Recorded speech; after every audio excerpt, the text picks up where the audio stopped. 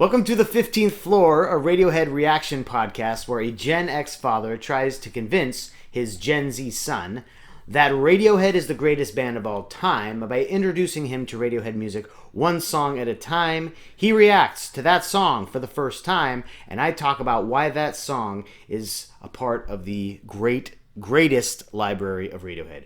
That's right, we do all the songs. We don't skip songs. Well, we are skipping all over the place, but we are hitting everything. Whether you think it's a hit or not, we're going to do it because I think that they don't miss. The song I've chosen for today is 100% because we are back after 2 weeks. I've been participating in a local Christmas production, and it's taken a lot of my time. Happy to do it, but this weekend is our last bit of that, and then I'm done. So I haven't had to be gone every night, so I'm here.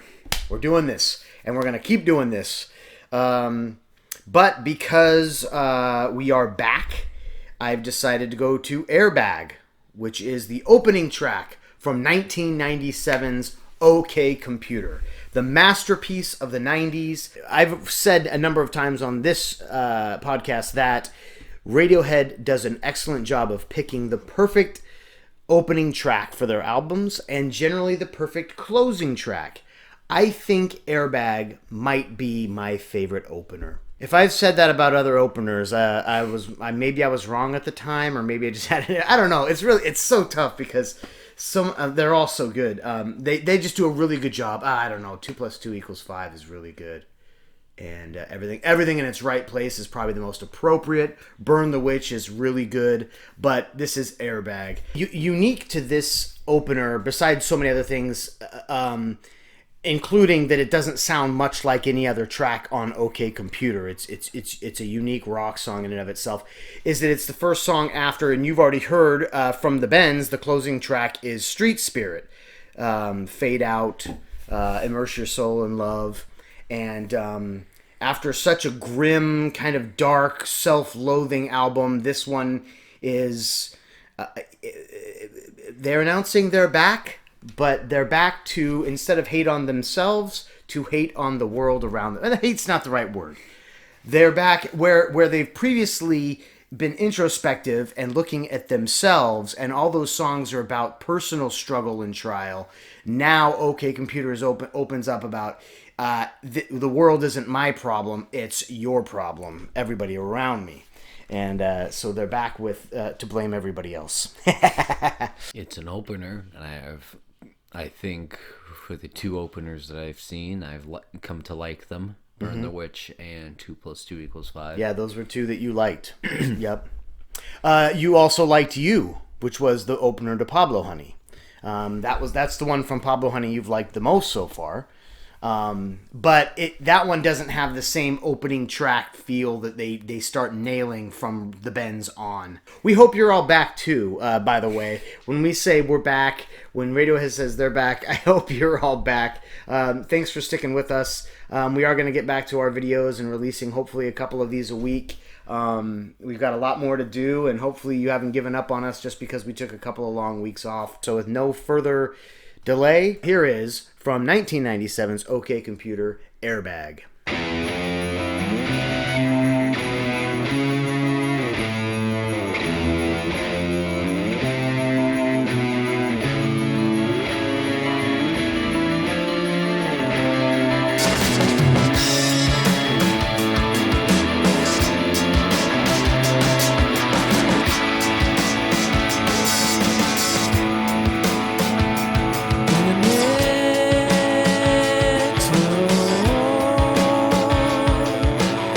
Jack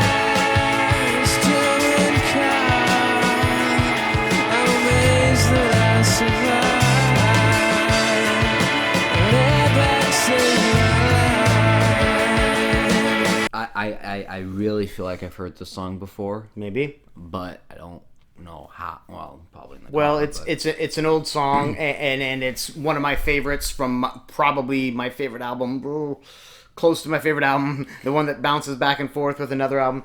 And so it's almost the idea that even though whether or not you knew what you were listening to, it's impossible to think you've never heard this song before, because it's in the zeitgeist of your life.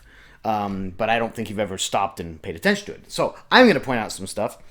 This song, more than a lot of Radiohead songs, you can hear every musician so well. Phil's doing that drum beat that's just so tricky and clever that they kind of based off of a DJ that they liked, DJ Shadow, who they admitted after the song, we were trying to sound like DJ Shadow, and now we realized we failed, but in failure we succeeded because it sounds good. So Tom is just playing rhythm guitar. You don't hear much of his, but I challenge you to really sit down and try to learn this rhythm guitar part. It's not easy.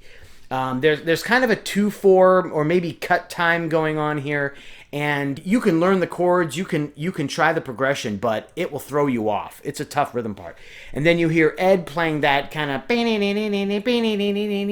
that's him. He's playing his Rickenbacker, which gives it a very classic clangy sound. But then you hear Johnny doing most of that other guitar. The loudest guitar that you hear is Johnny.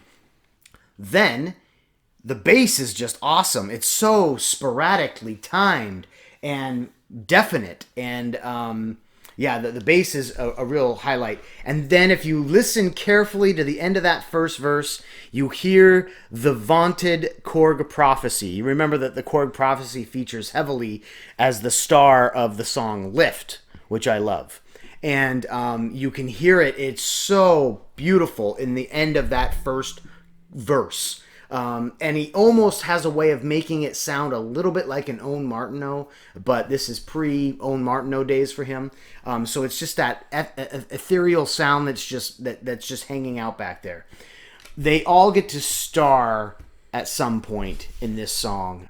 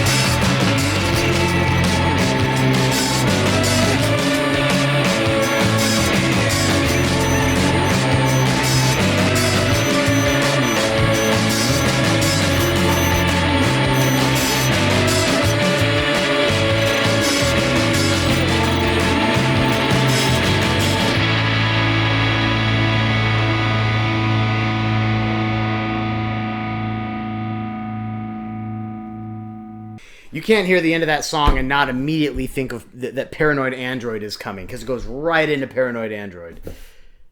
Except now. We all know how I feel about long outros. I felt like the song ended a minute ago, but it didn't. But I think I tried to set you up for that by saying we still get the best. We still get some good stuff from Johnny. You start getting Colin on the bass playing a lot more rhythmically. Before, he was playing sporadically and fooling you and teasing you with his bass. Now he's bringing up a very classic rock line, and so that comes in. Plus the classic OK Computer choral sound coming from, well, anyway, from Tom, but also from a keyboard. And then you get Johnny Greenwood in his, what this is, the studio version of this song has Johnny Greenwood obeying so much the rules of music a little bit more than he does live, when he just kind of freely plays his own timing a little bit, and really wails on that guitar a little bit more. But it's that simple outro good part for Johnny. That I did it again. I'm always gonna do that. Underneath all the other sounds they've been making the whole time, it's not just callbacks to the music they've been doing the whole time. It's all the other sounds, all the ways they've done it, plus a little bit more. Tom does it with his vocals too. He goes, if it were Spinal Tap, it's turning it up to 11. It's one louder. Yep. I do like songs where I can clearly hear all the instruments, because sometimes, like, usually I can easily tell the vocals, the guitar, and the drums, but the bass is always hard for me to hear. Yes. So it's always nice to hear the bass, because Yeah. I feel like the bass is a really cool sounding instrument, and to hear it in a song that needs bass to make it cool, like this, or like Testify. Oh yeah, Testify is a good example of that, because you hear that very definitive. I mean, and that one, it helps that the bass and Tom Morello are doing something very similar. But yes, you can hear that very solidly in Testify. Yeah. This song the bass teases you, and then it leaves you hollow. It leaves the song, it doesn't leave the song hollow. The song is very fulfilling, but it leaves you wanting a completion of some kind. Because you can hear it, and then it's gone, and then it comes back, and then you think it's going to come back, and it's not there again. He's just messing with you, and the rhythm does the same thing. The beat by Phil, and it tricks you too. But there's so many good lead-ins by Phil in this song. The verse lead-in, the percussion lead-in in general. When he cuts out and then comes back in after the verse, after the choruses, just good work by everybody. What is it about? It's this is the beginning of an album that has a lot to say, about commercialism, politics, about the busyness of lives and the humming of machinery and of computers, and the droning forward of society. And one of the themes that's here is in the opening track, an airbag saves this person's life, which Tom points out in interviews that doesn't ever really happen. Airbags are faulty. They never go off when they're supposed to, and they go off when they're not supposed to. But he describes it as, if you've ever been in one of those near-miss situations, or near collision, near death situations where you're in a car and you just realize, oh my gosh, I almost just died. Had I made a different decision, or someone else made a different decision, I would have died. And he thinks those are like reset moments. You should pull over and just scream from I'm alive, I'm back, I'm starting my life all over again, because I didn't just die. And that's what this message is. And that's kind of what the album enters in with. We're back. We didn't die. That last tour didn't kill us, although this one almost will. And then, you haven't heard these songs yet, but the album closes with Lucky and The Tourist, which are Lucky is about an air crash and The Tourist about being an idiot who's going too fast and colliding and destruction in a crash. And it kind of goes makes an interesting beginning and end for this album, just like so many other albums by Radiohead do. If you listen to the opening track and closing track, find where they lead to the next, or where the closing track of one album leads to the opening track of the next album. I don't think anybody does that better than Radiohead. What would you give Airbag? I think it has so far been my least favorite opening, but it has still been good. So, like, because I didn't really, I guess technically on a first listen, Burn the Witch was my least favorite, but I've gone back to that and liked it more. This is like a 7.5, just because I didn't really. It's probably because it's been a while and I haven't really got my head in Radiohead mode. That's right. So You haven't turned on your Radiohead? yeah. So maybe just 7.5, because I do like how I was able to hear every instrument, because that's what makes it cool. It's like, yeah. Knowing the lyrics of this song, though, does make it's a fun to sing along to song. It's great for energy. There's nothing explosive about the melody necessarily in what becomes a melody-heavy album, but it's still, I mean, every line has a story in the line, and not just lyrically the story, but musically a story. And so you begin to love all those little nuances. This opening track was like, man, just a reminder, what I knew in 1997 is the same thing I know now. Radiohead doesn't miss, because they're the greatest band of all time. That's what I know. Let's see what if the kids like what they were doing. For every video that we do, I have my younger children color or draw and color a picture to based on what they thought they heard in the song or how the song made them feel. The young boy's picture is a guy holding a bag full of money, and a bag is the only connection I can make. And then those are buildings behind him, and he's just holding the bag, and it's a. You didn't ask him. Nope, I didn't ask him a lot of questions. I just let it. You just take it all in. Take in the colors. Take in the. Then her picture is that's right. It was upside down the whole time. Sorry about that. It's a timeline and of ups and downs of life. The first circle has two guns pointed at each other and says World War, and then the next one says Deep Sleep. And then it drops down to, this is something that she would consider a catastrophe, which is a medical device that she has if it broke. And then the peak of misery would be friends being rude to you. Yeah, it's basically friends, but betraying you on your ups and downs of life.